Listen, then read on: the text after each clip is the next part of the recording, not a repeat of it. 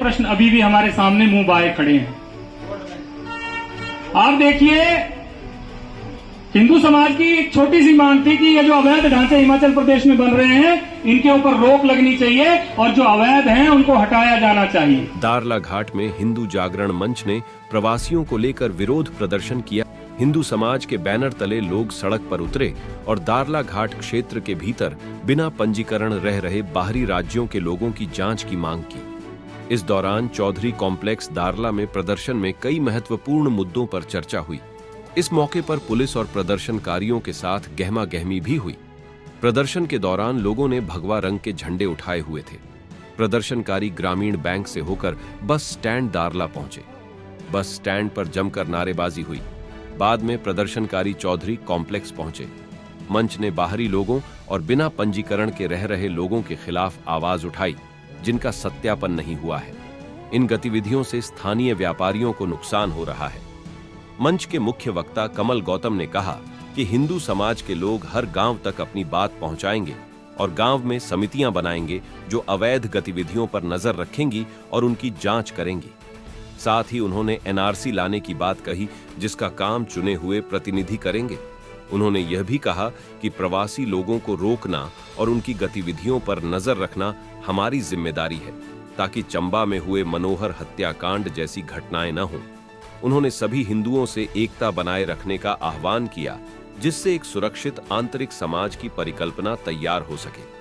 प्रदर्शन के दौरान हिंदू समाज के लोगों ने हिंदू एकता जिंदाबाद के नारे लगाए।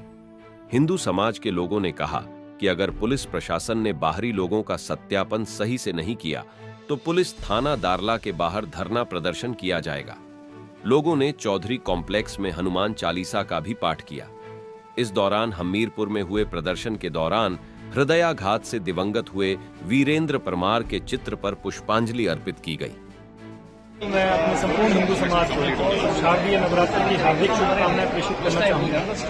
और आज मुझे दारला घाट में यहाँ के स्थानीय प्रधान और यहाँ की हिंदू संगठन की जो टीम है, उन्होंने मुझे यहाँ बुलाया है और उनके आमंत्रण यहाँ आया है। और यहाँ के समाज से जुड़े हुए जो स्थानीय विषय, उन विषयों के ऊपर जो यहाँ के समाज की चिंताएं हैं, उन चिंताओं को ध्यान में रखते हुए उस विषय के ऊपर एक यहाँ पर जो है बैठक और प्रदर्शन जो है यहाँ के समाज द्वारा रखा गया, जिसमें अवैध घुसपैठिए और जो पंजीकरण किया जा रहा है बिना सत्यापन के, उसके विरोध में, और साथ ही जो हमारे व्यापारी भाइयों के ऊपर जो अवैध फेरी वाले जो है कुठाराघात कर रहे हैं, इन सारे विषयों को लेकर के हम लोग यहाँ एकत्रित हुए हैं। और निश्चित तौर पर यहाँ के स्थानीय प्रधान ने एक बड़ा कड़ा संदेश देने का यहाँ से काम किया है। और मुझे अपेक्षा है कि जिन विषयों को मैंने यहाँ अपने समाज के समक्ष रखा, निश्चित तौर पर वो विषय जो है गांव-गांव तक जाएंगे और ग्राम सुरक्षा समितियों का गठन होगा। और साथ ही एनआरसी गांव-गांव में लाने का काम जो है निश्चित तौर पर यहाँ के चुने हुए प्रतिनिधि करेंगे। और इन सारे कार्यों को करते हुए संगठित हिंदू समाज, सबल हिंदू समाज बनाने का एक प्रयास हमारी ओर से रहेगा। और निश्चित तौर पर जब पूरा समाज इस दिशा में आगे बढ़ेगा तो यहाँ के क्षेत्र की, हमारे पूरे हिमाचल प्रदेश की आंतरिक सुरक्षा सुनिश्चित होगी। बारे में थोड़ा विस्तार से बताएंगे। देखिए, आरटीडी अभियान जो है पिछले वर्ष चंबा में जब मनोहर हत्याकांड हुआ था, तो मैंने वहां से पूरे हिमाचल के हिंदू समाज का आह्वान किया था, जिसमें हमने कहा था कि भाई आर से रोको, टी से टोको। और तीसरा टी है, वो यहाँ का हिंदू समाज भली भांति जानता है कि क्या करना है, उसको मुझे बोलने की आवश्यकता नहीं है। तो जब कोई अवैध घुसपैठिया या अवैध फेरी वाला आपके क्षेत्र में आता है तो उसको रोका जाना चाहिए हमारे समाज के द्वारा, और पूछा जाना चाहिए कि भाई कहाँ से आ रहे हो, क्यों आ रहे हो और कहाँ जा रहे हो।